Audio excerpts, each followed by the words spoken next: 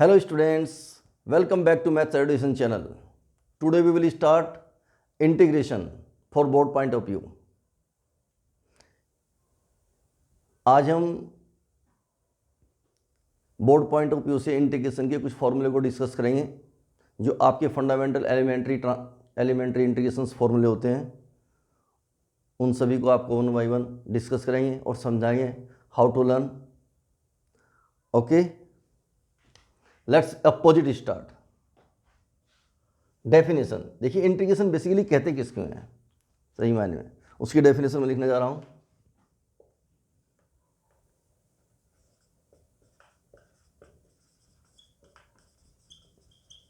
Integration is N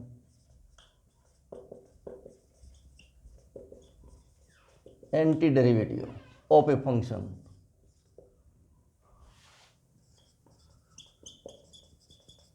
of a function. It is also called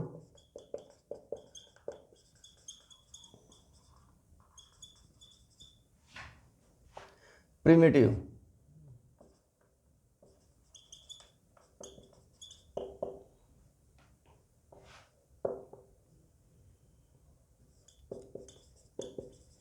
integration is just the inverse process of differentiation.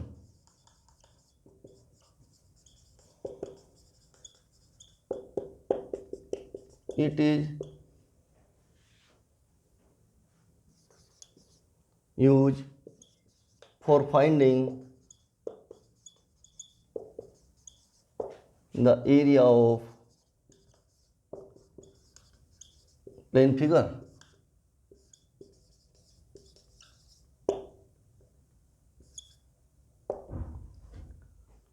देखिएगा मैंने क्या लिखा है। Integration is an anti derivative of a function. It is also called primitive. Integration is just the inverse process of differentiation. It is use for finding the area of the plane figure. Basically integration किसी interval का find out होता है। इसकी help से हम area find out करते हैं definite integral के अंदर, जहाँ पर एक क्लोज्ड, ठीक है, आपका ग्राफ बनता है क्लोज, जिसके अंदर हम लिमिट लेते हैं, lower limit and upper limit. लेकिन इनडेफिनिट इंटीग्रेशन के अंदर हम जस्ट आपका एंटी डेरिवेटिव ही यूज करते हैं। एंटी डेरिवेटिव का मीनिंग क्या है आपका? Indefinite integration. ठीक है, एक तरीके से आप इसको एंटी डेरिवेटिव कहते हैं जो आपका इनडेफिनिट इंटीग्रेशन है।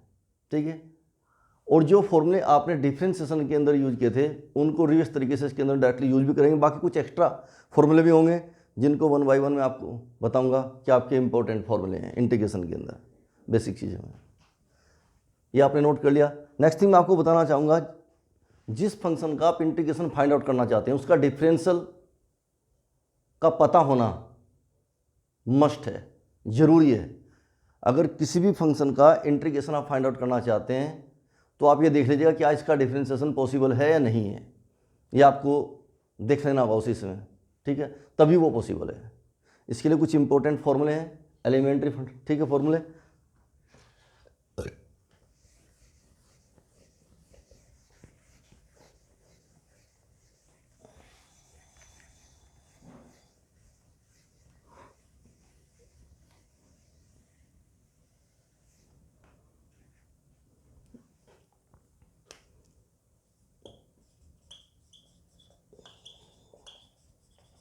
फंडामेंटल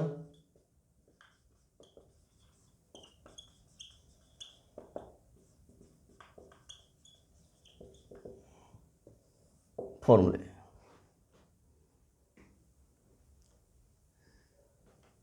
देखिएगा आप,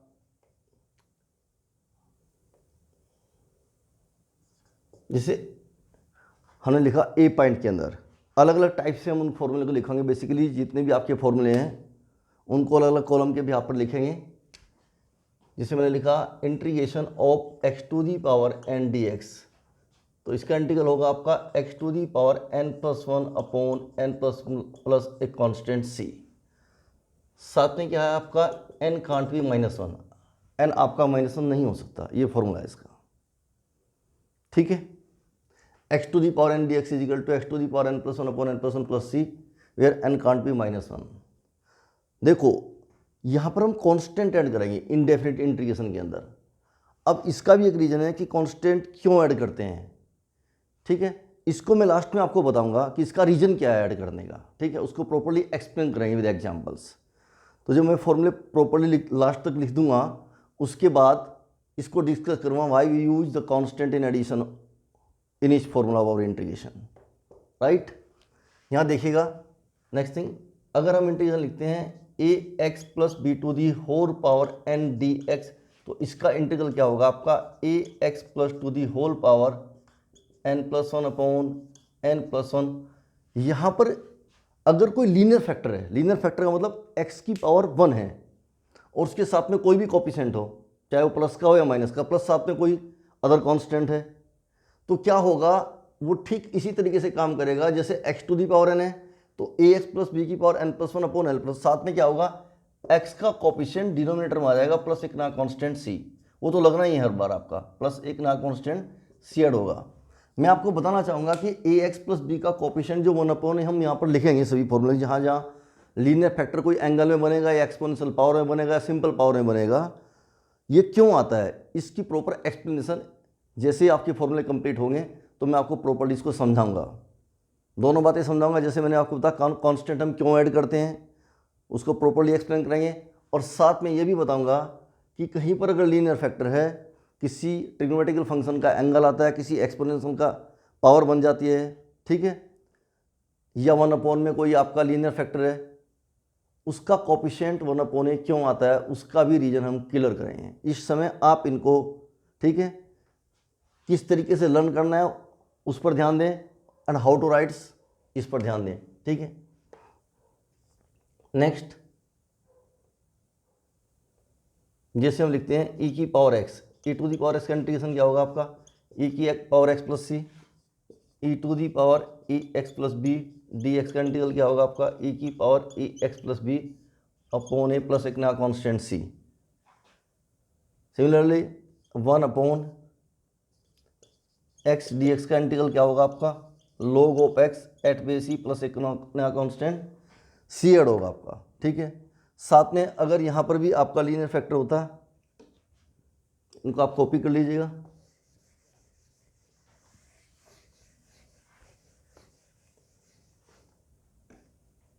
one upon E X plus D X, तो इसका क्या बनता है आपका log of E X plus B at base C, और साथ में 1 अपॉन ए मल्टीप्लाई में आ जाएगा ऐसे ऑन न्यू कॉन्स्टेंट सी। सी तो आपको ऐड करना ही करना, सी करें डी करें ई करें जो आपकी मर्जी है, ये तो कोडिंग में आपकी कॉन्स्टेंट होगा।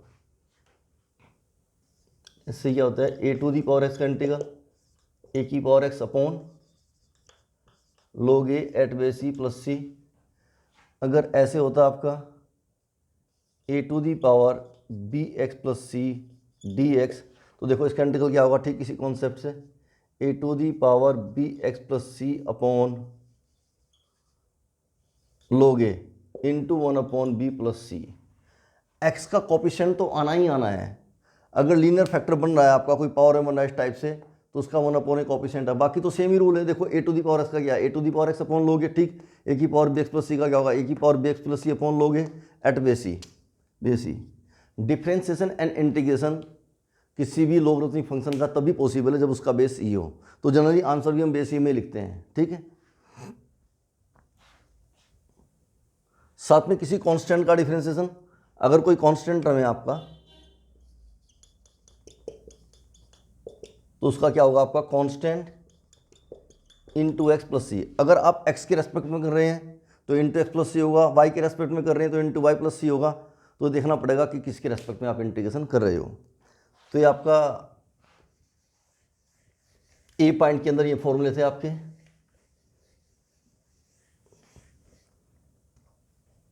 बी पॉइंट में जैसे आप इंटीग्रेशन का फॉर्मूला लिखते हैं आपका sine of X D X, तो साइन का क्या होगा आपका minus cos X plus C. मैंने बताया भी है ये एंटी डेरिवेटिव है, तो एंटी डेरिवेटिव में आप जानते हैं साइन एक्स का डिफरेंशियल क्या होता है आपका कोस एक्स, और कोस एक्स का इंटीग्रल क्या होता है आपका, सॉरी साइन एक्स का डिफरेंशियल क्या होता है कोस एक्स, और कोस एक्स का होता है आपका माइनस साइन एक्स, तो रिवर्स हो जाते हैं आपके sign. Integration of cos X D X sine X plus सी, और अगर आप इसको ये भी लिखते हैं cos A x plus B D X, तो इसका इंटीग्रल क्या होगा आपका sine of A x plus B, और इसका कॉफिशिएंट 1/a साइड में आ जाएगा प्लस सी। एक्स का कॉफिशिएंट तो आना ही आना है अगर लीनियर फैक्टर में, मैं आपको बता रहा हूँ, कई बार बता रहा हूँ, ठीक है। Integration of tan x dx, तो इसका इंटीग्रल क्या होगा माइनस का log ऑफ cos x और log ऑफ secant x। देखो log का एंगल हमेशा पॉजिटिव होता है, तो नेगेटिव तो होता नहीं, तब log डिफाइन कब होता है जब उसका एंगल पॉजिटिव हो, तो इसके लिए मॉडुलस लगा देते हैं। अंडरस्टूड ना भी लगाए तो भी पता होना चाहिए आपको। cot x dx, तो इसका इंटीग्रल क्या होगा आपका log sin x, या फिर और लगा के आप माइनस log cos x भी लिख सकते हैं आप, ठीक।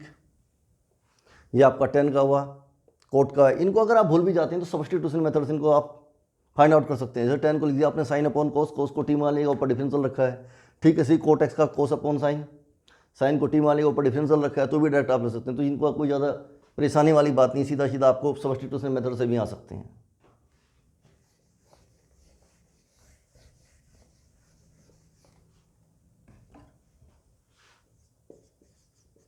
इंटीग्रेशन ऑफ sec x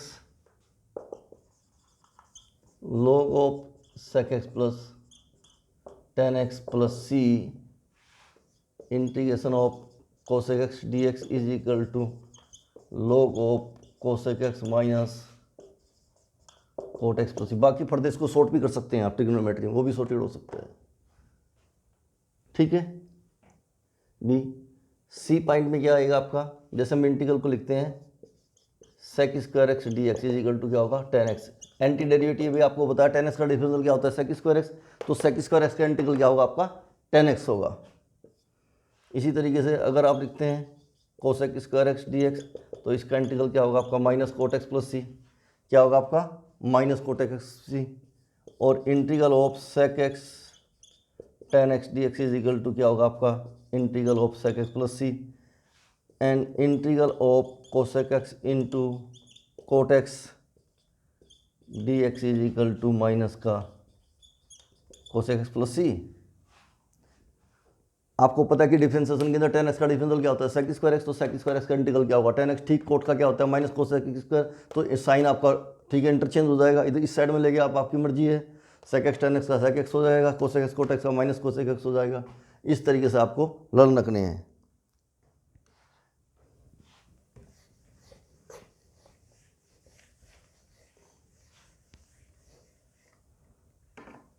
अब बात आती है आपकी, जैसे हम पेपर फॉर्मूला लिखते हैं आपका 1/x स्क्वायर प्लस ए square D X, D point में, तो इसका फॉर्मूला होता है 1/a tan inverse x upon a plus C. वैसे आपको पता होगा कि tan इनवर्स x का डिफरेंशियल क्या होता है 1/1 प्लस एक्स स्क्वायर। अगर आप a को 1 पुट कर दे तो X square plus 1 D x is equal to क्या होगा 1/1 tan inverse x plus C. Simple, तो आप इसको वेरीफाइड कर सकते हैं इस तरह से tan इनवर्स x। यहाँ पर अगर माइनस 1/x स्क्वायर प्लस ए स्क्वायर हो तो ये बन जाएगा 1/cot inverse x upon a plus C. जरूरी तो कोई नहीं है, लेकिन फिर भी याद होना चाहिए, ऐसा भी हो जाता है 1/x square minus a square D x 1/2a log of x minus a upon x plus a plus c. देखिए इसके फैक्टर बनते हैं, अगर आपका वेरिएबल शुरू में है और कांस्टेंट बाद में है तो इसके दो फैक्टर बनेंगे x माइनस ए एक्स प्लस ए, तो जो माइनस वाला फैक्टर है वो ऊपर रहेगा और प्लस वाला फैक्टर आपका नीचे रहेगा। अगर तो वेरिएबल पहले है कांस्टेंट बाद में तब ऐसा होगा। देखो दूसरा फॉर्मूला लिखते हैं 1/a square minus D X, तो इसका होगा 1/2a log of a plus x upon a minus x से। तो देखिए इसके फैक्टर क्या बनते हैं a minus x a plus x, लेकिन यहाँ पर कांस्टेंट का स्क्वायर पहले है और वेरिएबल का बाद में, तो प्लस वाला फैक्टर ऊपर जाएगा और माइनस वाला नीचे। तो इन दोनों के बीच में डिफरेंसेस के साथ आपको कैसे लर्न करना, बड़ा सिंपल है। क्वाड्रेटिक फॉर्म में आपकी, क्वाड्रेटिक फॉर्म में इसको फैक्टर कर लीजिएगा। अगर वेरिएबल पहले है, वेरिएबल का स्क्वायर और कांस्टेंट का बाद में, तो दो फैक्टर बनते हैं, x माइनस ए एक्स प्लस ए। तो माइनस वाला फैक्टर ऊपर रखेंगे न्यूमरेटर में और प्लस वाला नीचे। लेकिन अगर कांस्टेंट का स्क्वायर पहले है और वेरिएबल का बाद में, तो प्लस वाला ऊपर जाएगा, माइनस वाला बीच में। बाकी मैंने आपको बताया अगर यहाँ पर माइनस चिन्ह आ जाए इस फॉर्मूले में, माइनस का 1/x² plus A square, then it will be 1/a cot inverse x upon a. You can write also this.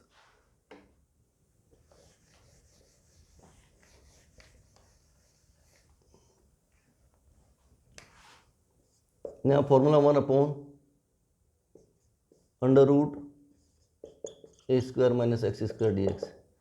इसका क्या फॉर्मूला है आपका, sine inverse x upon a plus c. देखिए वैसे भी इसको आप याद कर सकेंगे, अगर एक आप 1 पुट करें तो 1/√1 minus x square D x कितना होता है, साइन इनवर्स एक्स होता है। ठीक वहीं से ये फॉर्मूला बना। अगर इसमें आप माइनस चिन्ह लगाएं, 1/, जैसे मैंने पहले बताया था, तो ये वैल्यू बन जाएगी आपकी cos inverse x upon a और 1/√x स्क्वायर प्लस ए स्क्वायर डी एक्स है। तो इसका बन जाएगा आपका formula log of x plus √x square plus A square with mod plus सी, और ये एट बेस ही है। ठीक है, ठीक इसी तरीके से 1/√x square minus a square. तो इसका क्या फॉर्मूला बनेगा आपका, log of x plus √x square minus a square plus एक कॉन्स्टेंट सी। देखो रूट के अंदर इस तरह से फॉर्मूले बन सकते हैं। कोई डाउट इनके समझ में।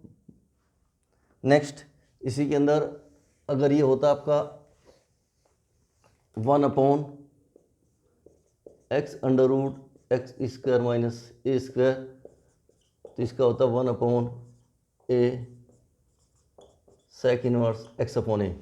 अगर यहाँ माइनस लगा देते आप, 1/x square minus a square D x is equal to, ये हो जाता है आपके पास में 1/a cosec inverse x upon a. ठीक है, इस तरीके से आपका चेंज हो जाएगा। इनको आपने लर्न कर लेना है। बाकी जैसे आप अगर ये फॉर्मेट हो आपका ए स्क्वायर माइनस एक्स स्क्वायर, ये न्यूमरेटर के अंदर हो, तो देखो याद करने का बड़ा सिंपल तरीका है। इसमें क्या करें आप, x/2 लिखें और इसको एस सच लिखें प्लस a²/2, और 1/, में जो इसका इंटीग्रल होता था उसको यहाँ पर लिखें आप, sign inverse x upon A plus एक नया कॉन्स्टेंट सी। देखो कॉन्स्टेंट सी सभी में ऐड होगा आपका, अगर किसी में छूट भी गया तो उसमें आप ऐड कर लेना।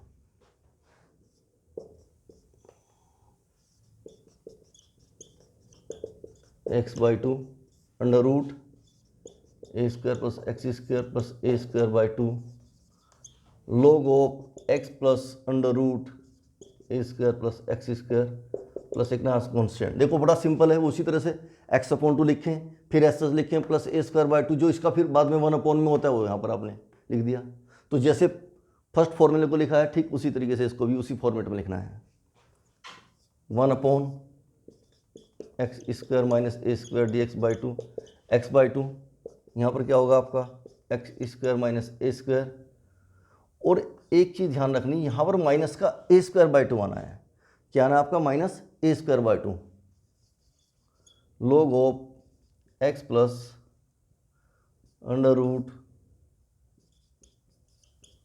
√x square minus a square plus c, ये एट बेस ही है। बोलो कोई doubt. x square minus square D x is equal to क्या होगा, x/2, ये एस सच माइनस a²/2। देखो दोनों पहले में प्लस आएगा, यहाँ पर बीच में माइनस है, ये थोड़ा डिफरेंस है, आपको याद रखना होगा, वेरीफाइड है। ठीक है, ये 1/, में इसका इंटीग्रल होता तो यहाँ पर ये वैल्यू आएगी। और साथ में अगर कहीं पर ये हो, जैसे मैं लिखता हूँ f(x) की होल पावर n और साथ में f'(x) इंटू डी एक्स हो। वैसे तो ये सब्स्टिट्यूशन मेथड का कॉन्सेप्ट है, लेकिन इसका फॉर्मूला बन जाएगा n+1/n+1 इतना कॉन्स्टेंट सी। बोलो समझ आने, f(x) to the whole power n f'(x), इसका डिफरेंशियल अगर प्रोडक्ट में मौजूद है तो क्या बन जाएगा, f(x) की पावर n+1/n+1 सी नया कॉन्स्टेंट। तो ये आपके कुछ बेसिक एलिमेंट्री फॉर्मूले थे बोर्ड पॉइंट ऑफ व्यू से, ये मैंने लिखे हैं। अब हम डिस्कस करते हैं, जो मैंने स्टार्टिंग में आपको बताया था कि हम कांस्टेंट क्यों ऐड करते हैं। देखिएगा, लेट मैंने एक फंक्शन लिया f x is equal to x plus 8 and दूसरा फंक्शन लिया g x is equal to x. ठीक है, जरा इन दोनों का डेरिवेटिव करते हैं। तो देखो एफ डैश एक्स कितना है आपका 1, 8 का आपका डिफरेंशिएशन क्या होगा 0, क्योंकि 8 कांस्टेंट है। देखो कांस्टेंट का डिफरेंशिएशन 0 क्यों होता है? अब डिफरेंशिएशन का मतलब होता है rate of change of one variable with respect to other. अब कांस्टेंट का वेरिएबल के रेस्पेक्ट में कोई चेंज तो हो नहीं रहा है। जब इसके अंदर विद रिस्पेक्ट टू एक्स कोई चेंज नहीं है, तो इसलिए इसको डिफरेंशिएट का मतलब है rate of change of one variable with respect to other.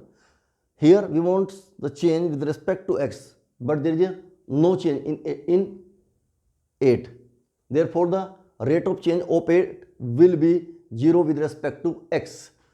तो हम कांस्टेंट का डिफरेंशियल यहाँ पर 0 इसलिए लिख रहे हैं क्योंकि इसका रेट ऑफ चेंज हो नहीं रहा विद रिस्पेक्ट टू x। तो ये तो 1 + 0 आपका 1 ही हुआ, एंड जी डैश एक्स कितना हुआ आपका 1। वापस कॉन्सेप्ट पे आते हैं, F dash x is equal to 1, हमने इसको लिया F dash x is equal to 1 taking integration on both side. जैसे इसका इंटीग्रेशन करेंगे तो देखो क्या लिखेंगे, integration of F dash x D x is equal to integration of 1 D X. अब डेरिवेटिव का integration with respect to X कर रहे हैं, यहाँ पर डी एक्स तो हट जाएगा, यहाँ पर क्या बनेगा आपका एफ एक्स, ये बन गया एक्स, लेकिन यहाँ कॉन्स्टेंट मैंने क्या ऐड कर दिया सी। ठीक, वापस उसी तरीके से g dash x is equal to 1, फिर इसका मैंने इंटीग्रल किया g dash x D x is equal to 1 into d x, और इसको सोल्व करके क्या g x is equal to x plus एक ना कॉन्स्टेंट सी। अगर दोनों में ध्यान से देखें हम, इस वाले फंक्शन में क्या है, अगर यहाँ पे कंसाइड करें हम, यहाँ पर कांस्टेंट की वैल्यू सी 8 थी और इसमें कांस्टेंट की वैल्यू क्या थी x प्लस 0 थी। तो देखिए कांस्टेंट की वैल्यू डिफरेंट हो सकती है, यहाँ पर कितना है 8 है और यहाँ पर कितना है 0 है, इसलिए हम कांस्टेंट को ऐड करते हैं। ठीक है, तो इनडेफिनिट इंटीग्रेशन के अंदर कांस्टेंट के चेंज करने से वैल्यू चेंज होती रहेगी, उसका ये रीजन है। इसलिए हम कांस्टेंट सी या डी जो भी आपको ऐड करना कर सकते हैं, उसका मेन रीजन ये है, आप देख सकते हैं प्रैक्टिकली। ओके, यहाँ पर सी की वैल्यू कितनी है 8 है और इस सी के लिए इसकी वैल्यू कितनी है 0। इस समय अगर हम वापस फंक्शन में जाएं तो सी क्या होना चाहिए आपका 8 होना चाहिए, और वापस उसी फंक्शन में जाएं तो क्या होना चाहिए 0 होना चाहिए।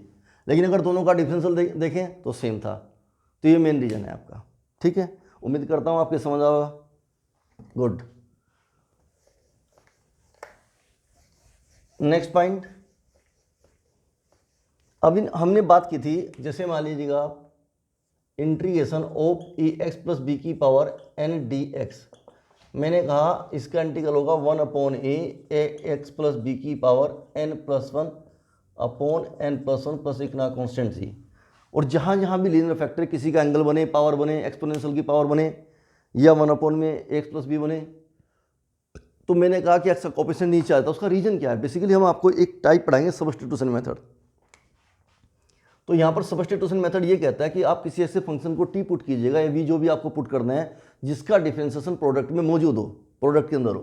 तो हमने क्या किया, let A x plus B is equal to T. अब इसका आप डिफरेंशिएट कीजिएगा D T by D x.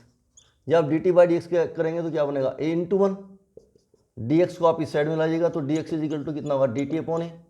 और आप अपने इस फंक्शन को आप चेंज कर दीजिएगा, ए एक्स प्लस बी को आपने क्या पुट किया था टी, तो क्या बना टी की पावर एन, और डी एक्स की वैल्यू कितनी I D T upon a, और 1/a को मैंने बाहर ले लिया। अब क्या है, आपके इनिशियल फॉर्मूले से डायरेक्टली मैच करता है, टी की power N D T like as X की पावर एन डी एक्स, तो क्या बनेगा 1/a to T to the power n + 1 upon n + 1 और एक ना कॉन्स्टेंट सी। वापस आप टी की वैल्यू पुट करेंगे 1/a, और टी कितना था आपका ए एक्स प्लस बी, तो इसकी वैल्यू कितनी होगी n + 1 अपॉन और नया कॉन्स्टेंट सी। ये कितना नया कॉन्स्टेंट सी, एक कॉन्स्टेंट आपने सी ऐड कर दिया। तो बेसिकली मीनिंग आपका प्रॉपर्ली क्लियर है कि जहाँ जहाँ a x plus b linear factor में होगा, किसी एंगल में होगा, 1/a आप क्यों लिखते हैं, जो भी x का कोएफिशिएंट हो डिनोमिनेटर में क्यों आता है, उसका एक्चुअल मीनिंग ये है कि वो सब्स्टिट्यूशन मेथड से आ रहा है उसके अंदर सब्स्टिट्यूशन मेथड की प्रोसेसिंग इनसाइडली हो रही है, इसलिए फॉर द टाइम सेविंग के लिए हम क्या करते हैं, उसके कोफिशिएंट को डिनोमिनेटर में लिख देते हैं सीधा का सीधा। ठीक है, इसको आप ये भी समझ सकते हैं लाइक ए चेन रूल, जैसे आपका चेन रूल था डिफरेंशिएशन के अंदर, लेकिन फिर भी प्रॉपर मीनिंग जो है वो आपको मैंने बताया है। Is it clear? Do you follow my points? Very good, okay, thanks.